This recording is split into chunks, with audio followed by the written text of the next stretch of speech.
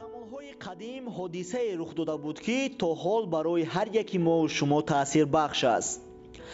се мард буд.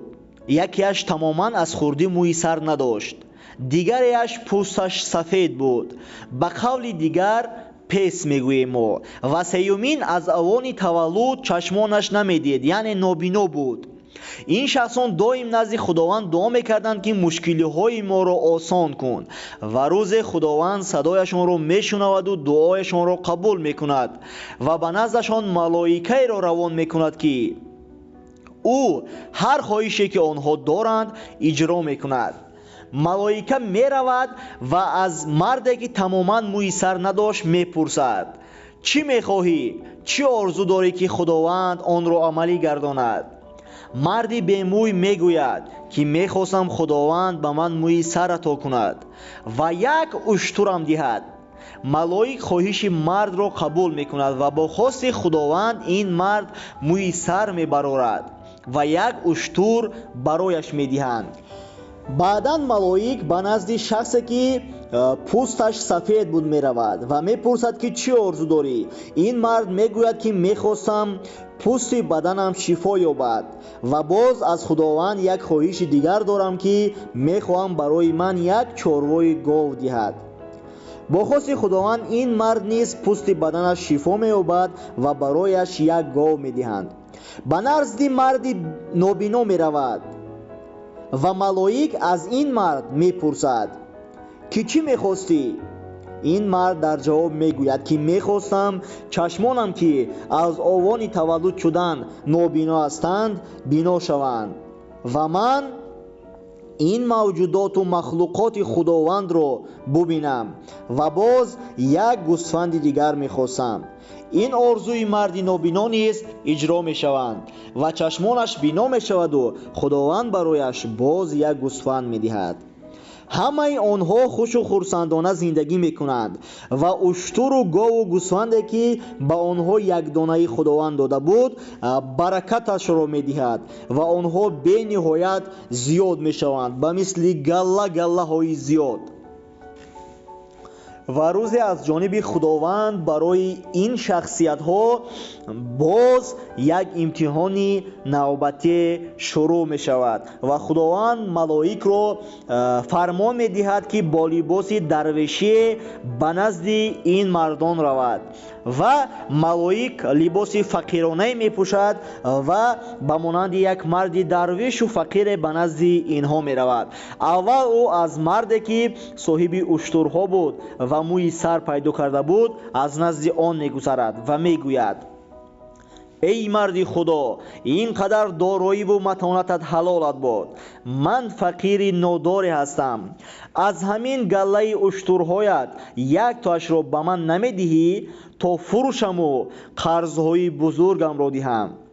ин марди уштурдор дар як лаҳза баҳонаҷӯиро сар мекунаду мегӯяд ки ҳоло ман қарз дорам. ин уштурҳо аз ман нест ҳамааш ва коре мекунад ки ин малоикро ноумед мекунаду аз роҳ мезанад.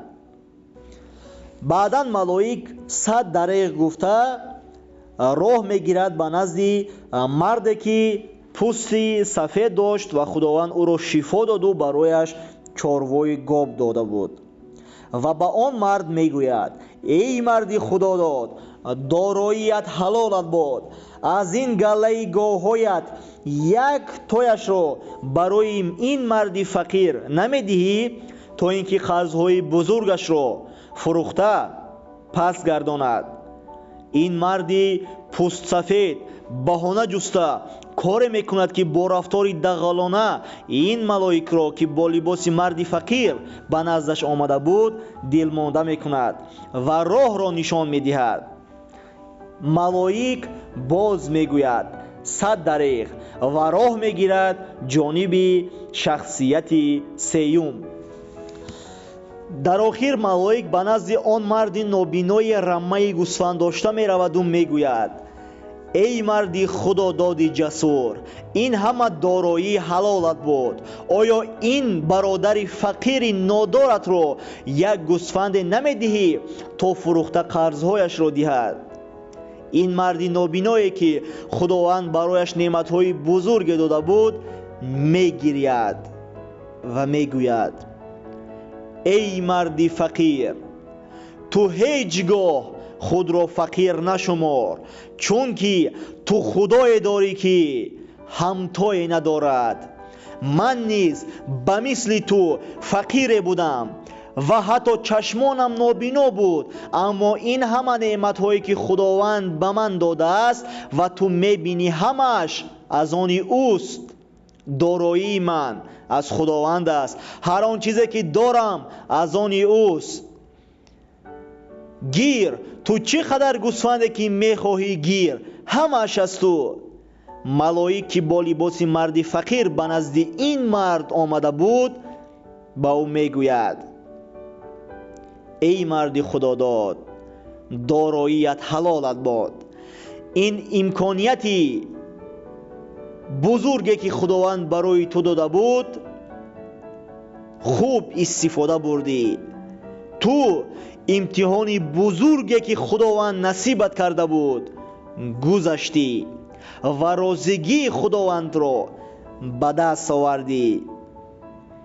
ای شخصیتی که این سخنان را شنویده ایستاده ای، در یاد دار این همه داراییت از آن تو نیست، از آن آفریدگارت است.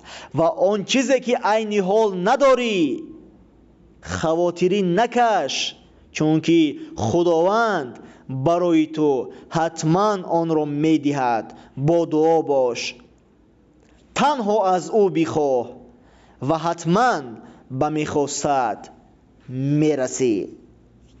سلامت باش.